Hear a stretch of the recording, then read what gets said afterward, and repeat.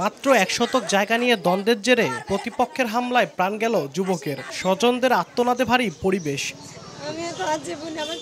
স্থানীয়রা জানান, বগুড়া শিবগঞ্জ উপজেলার মির্জাপুর গ্রামে ১ শতক জায়গা নিয়ে দিনমজুর মাসুদ রানা ও প্রতিবেশী মতিয়ার রহমানের দীর্ঘদিনের বিরোধ চলছিল। এ নিয়ে রোববার বিকালে স্থানীয় জনপ্রতিনিধিদের উপস্থিতিতে সালিশ বসে। এ সময় মতিয়ার তার অনুসারীদের নিয়ে মাসুদকে লাঠিসোঁটা দিয়ে বেধড়ক পেটাতে থাকেন। তাকে বাঁচাতে গেলে মারধর করা হয় মাসুদের মা সহ পরিবারের ৩ সদস্যকে। পরে তাদের উদ্ধার করে চিকিৎসার জন্য শহীদ জিয়াউর রহমান মেডিকেল কলেজ হাসপাতালে ভর্তি করলে সোমবার সকালে মারা যান মাসুদ। প্রশাসনের পক্ষ থেকে আমরা কঠোর ব্যবস্থা এই ধরনের কার্যকলাপ না হয়।